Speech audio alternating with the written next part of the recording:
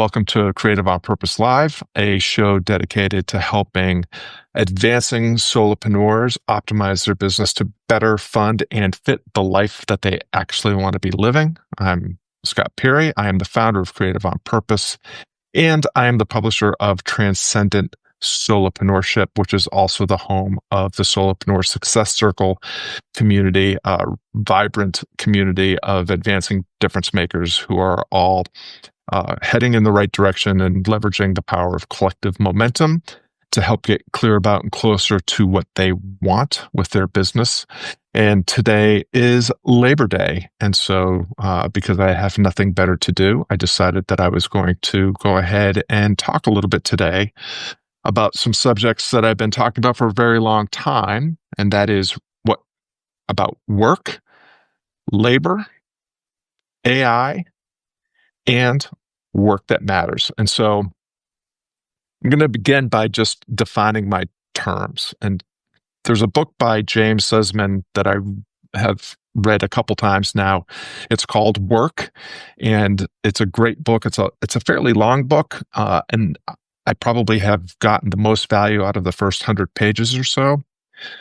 But I recommend the book highly, and it really helped me clarify my definition of work, which aligns very much with what James Suzman talks about, which is that work is just the purposeful use of energy to achieve some sort of goal. And so the assertion that he makes is that work is about the exchange of energy. So all living things work. An apple tree extracts nutrients from the soil, water from the soil and the air, sunlight, and it puts all those resources to work to grow branches, create buds that flower, get pollinated, and bear fruit, right? So an apple tree works. It works at appling. Human beings also work in this way. We exchange energy, right? So, we take in calories so that we can go hunting, go farming, go swim in the ocean, do whatever it is that we want to do. We exchange energy purposefully to get closer to the things that we want to achieve goals. The distinction for me between the kind of work that an apple tree does or a bumblebee does, and the work that humans do is that humans are unique in that the work that we do informs our identity. We forge meaning and purpose from the work that we do. And so work is important, work matters. And I think that although you are not absolutely defined by what you do, I think we do have to acknowledge that how we do what we do and why we do what we do does reflect who we are. It is a reflection of our character. It is a display of our values in action, which is an expression of our virtue, values in action. So work is important, the way we think about work and what we do, why we do it, how we do it. These are all things that we would do well to do on purpose, with purpose, for a purpose, with and for people we care about. It's Labor Day, so I think it's appropriate to distinguish, at least for me, this is how I distinguish between work and labor, right? Because work is, again, that transference of energy, taking energy and applying it toward a purpose, towards a goal, and using that energy purposefully to achieve something. Labor, for me, and we're celebrating Labor Day because what was achieved by laborers during the Industrial Revolution was really important, right? They fought against injustice. They had to fight to make workplaces a fair, equitable, safe place. And for most of the last 150 years, labor has been about doing tasks and expending effort to get a paycheck so that we can live our lives, take care of our financial responsibilities, purchase things, that we want. And so the idea is that while work is that exchange of energy toward a purpose, towards a goal, labor is task-oriented. It's often very repetitive. And here on Labor Day, we are celebrating that workers have historically been treated unfairly. Laborers have been treated historically unfairly, and we're celebrating their fight to make work, labor, fair, just, and equitable. Enter AI, which is a powerful tool that can be used for all sorts of purposes, positive and nefarious. But it is just a tool. It requires a human to employ it towards some useful purpose, hopefully. Or, again, any tool can be used for good or ill. You can use a tool like a hammer to build a house that provides you with shelter. You can also use it to bash someone's skull in. The utility of the hammer and the purpose for which the hammer is used is up to the human employing it. AI is a tool that can take over most of the routine, rote, task-oriented work that we do. And it can often do it at least as good, if not better, than we can. And so I think that labor, this idea of doing menial, repetitive, task-oriented things in exchange for a paycheck, is going to become something that is increasingly headed towards obsolescence, because the arc of history has shown that, when something can be done as well or better by someone else or something else, we will do that. You don't see a lot of ditch diggers these days because bulldozers and excavators and so forth can do that much more effectively and efficiently than a human being. And so, again, the Industrial Revolution began, the pin makers of the world railed against the pin making machine because making pins was a craft, a skill that could not be done by just anyone. You had to have some craft. You had to learn the craft, learn the skill of making pins. And then when the pin machine came along and made perfectly good pins in much greater quantity and much less time, people fought against the pin machine. Well, the pin machine won. And so if you are railing against AI and its ability to take over menial tasks or repetitive tasks or tasks that are easily automated, then I think you're probably headed towards more suffering than you really want to sign up for. At the same time, by doing some of those things that don't require a lot of skill or empathy, it frees up a lot of time for us to think about the things that we actually want to get better at. It frees us up to do more of the human work, the work that requires empathy and understanding and care and consideration and creativity.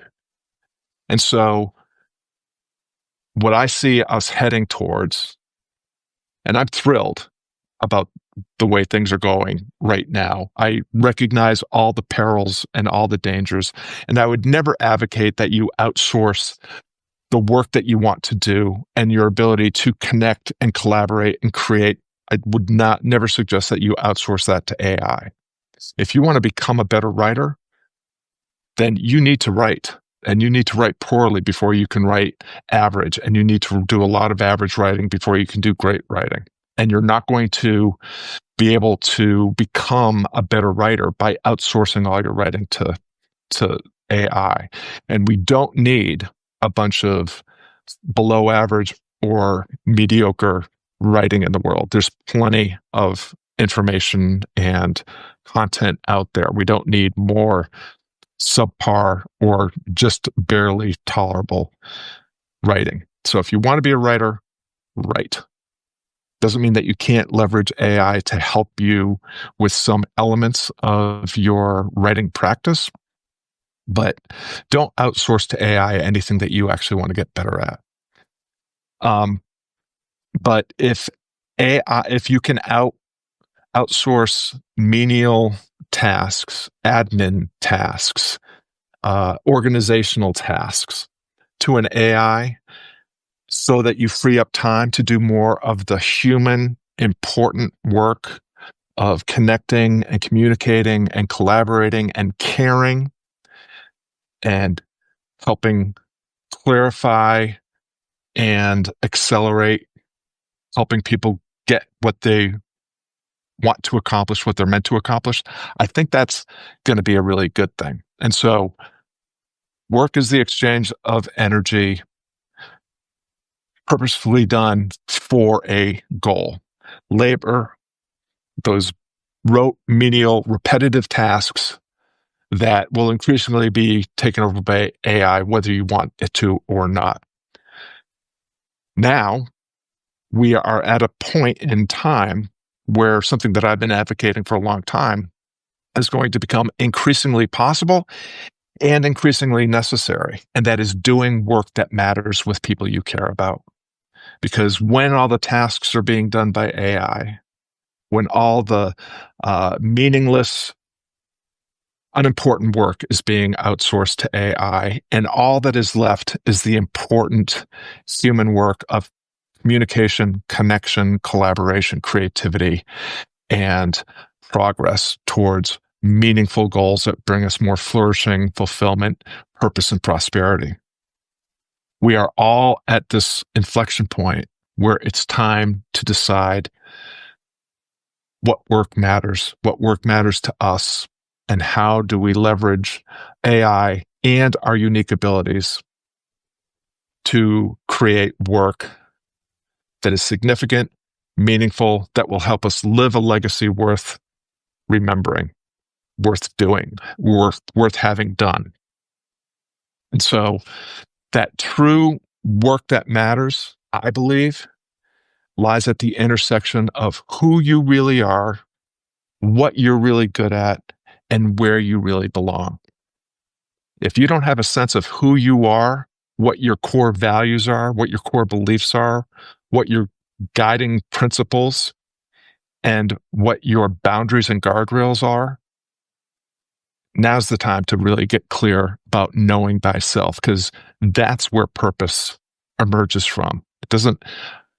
Purpose isn't the Simon Sinek why, where it was born in you and you have to excavate it by the time you're 20, or it's going to be too late and it's the one and only thing that you are meant for. I don't believe it. Purpose is an emergent quality that comes from understanding who you are and what you're good at and where you belong. And the more that you just apply yourself purposefully to the work and conversations that are right in front of you right now, purpose will continue to emerge, clarify, and you can step into it with greater confidence. What you're good at. What are your inherent talents? What are the things that have always kind of come naturally to you? Where are the activities that express your personality and your preferences? What are the skills that you learned in school or on the job that light you up and express those core talents and your core values and core beliefs? You need to identify the things that define you, light you up, where you feel the greatest sense of purpose and passion, and lean into those things. And then it's simply time to define where you belong.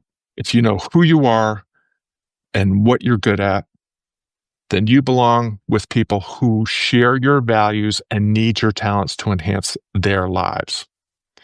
And where we're heading in terms of not just being able to continue to be prosperous, productive members of society is doing this work that matters with people we care about, work that expresses who you are, what you're good at, and where you belong, that aligns with your personality, your preferences, and the kind of people that share your values and need you to show up to help them accomplish what they want to accomplish or solve the problems that they need to solve. And AI can be a collaborator in that process as well. If you, like me, are in the coaching domain, I prefer to call myself a corner man because I don't really think of myself as a coach the way most people think of coaches. But if you are a person that helps people close the gap between where they are and where they want to be in their lives or in their work or in their relationships or with their finances or with their business or whatever it is, then you better get good at that craft first. Because if you're going to try to outsource coaching to some sort of bot, those of us that have been doing this for a while and have earned the expertise that can only come through experience while honing our skills in empathy and connection and communication and created our processes and our approach and our frameworks and all those things, those of us that have done that, we're going to use AI too. But we're not outsourcing our unique ability. We're not letting the bot coach for us. What we are doing is using the bot to help accelerate, amplify, and enhance the process that we have developed so that we can identify our own blind spots and misleverage in our thinking or in our conversations with clients to give them better tools, better feedback, and be better guides in helping them achieve what they want to achieve. And if you've outsourced it all to a bot, you're not going to be around for very long. Those of us that are leveraging these tools to enhance our ability to make a difference are going to eat your lunch, period. Who are you? What are you good at? Where do you belong? What are your values? What are your guiding principles? What are your core beliefs?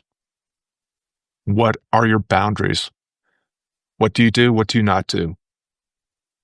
Why do you do what you do? Why do you not do other things? Who do you work with and who do you not work with?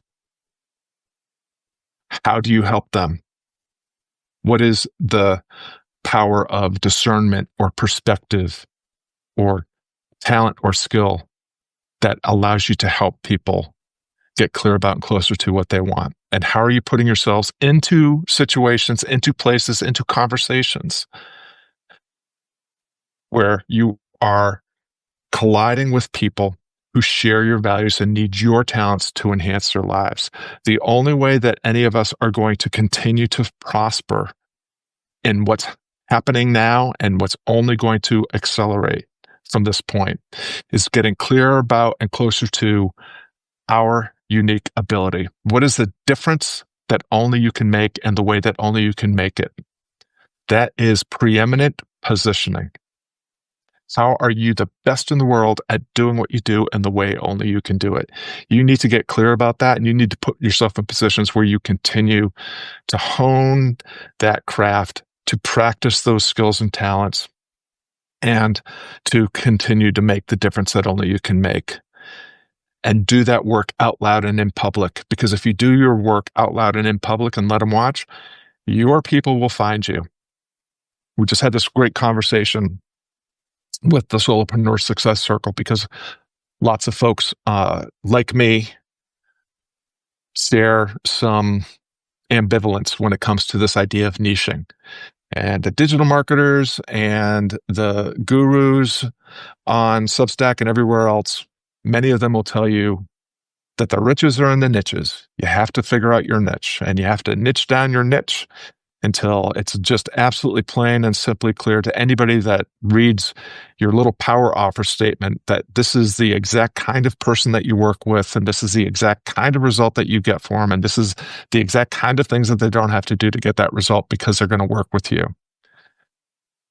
I will tell you from experience that defining your ideal customer avatar and your one and only niche and crafting that perfect power offer and learning how to launch an offer into the world and how to power it all with Facebook ads is a way that you can succeed. I made a lot of money using power offers, launches, and Facebook ads. I was profoundly happy. I was doing a lot of things I didn't like to do with people I didn't really care about. And the whole thing flipped for me when I blew up that business and I started my Substack and just simply started talking about what I believe. This is who I am. This is what I believe. Sharing my core values, my guiding principles, my core beliefs, my boundaries and guardrails. And upon that, expressing the things I know to be true, the first principles. How to reason from first principles, how to define systems and refine systems, system reliability, system thinking, and system reliability, and how to microstep your way into possibility so that you're not always setting yourself up fragilely to be, make sure so that you only succeed if you spin the roulette wheel and it lands on the number and the color that you chose. How can you microstep? How can you microstep into validating an offer, into launching an offer, into scaling an offer in a way that helps you at every point get clear about and closer to what you really want your business to fund and fit around by doing work that you care about with people that you like. The strategy, the tactics, the tools, those all come later. If you don't have the philosophy and principles right first, it's very likely that you're going to build a business that you really don't, that really does not fill you with any sense of fulfillment, and it probably won't lead to much flourishing, even if you are able to make a fortune and become famous doing it. AI is something that can help you with all of this. AI, if you ethically approach AI with intention, with integrity, and leverage it to help you identify your blind spots, your false reasoning, the biases and cognitive distortions, the false narratives,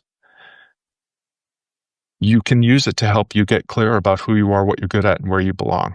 You can use it to help your clients get clearer about and closer to what they want with greater ease and velocity. So just to wrap it up, work. Work is simply the exchange or transference of energy. It is the purposeful use of energy to achieve a goal. Check out James Suzman's book called Work. Labor. Labor are the task-oriented, repetitive, rote efforts, activities that we engage in historically. Laborers have not been treated well. Thank God we have Labor Day to celebrate their long and enduring fight for fair wages, for equal treatment, for equal opportunity, and human treatment. But with AI, a lot of what we think of as labor, task-oriented, repetitive, rote activities are going to get outsourced to AI. Thank God. Because now we can start thinking about the work that matters. We can spend more time on defining what it means to be human, what it means to be happy, and how you can be more of both by finding the work that you were meant to do, which probably lies in being more of what you've always been. Get clear on who you are. Get clear about what you are uniquely good at Get clear about where you belong. Where are those people who share your values and need your talents to enhance their lives? And how can you continue to become the preeminent one and only choice for making the difference only you can make in the way that you can make it? Because if you can do those things and leverage AI to help you do that easier and better, faster, then the future is looking very bright for all of us. All right, that's my little riff rant. I appreciate those of you that showed up to listen to me on this Labor Day. I hope you have a glorious morning, afternoon, or evening, depending on where you are in the world. If these ideas are interesting to you or exciting to you, then please subscribe to Transcendent Solopreneurship. You'll get some insights and inspiration like this every week delivered to your inbox. If you want to take a bolder step into possibility, consider joining the Solopreneur Success community, where we have amazing conversations like this with amazing people like Cato and Penny and Seth and some of the other people that have been showing up here. And we are all helping each other move forward, doing more work that matters with people we care about. So check it out. And until next time, be well, do good, have fun.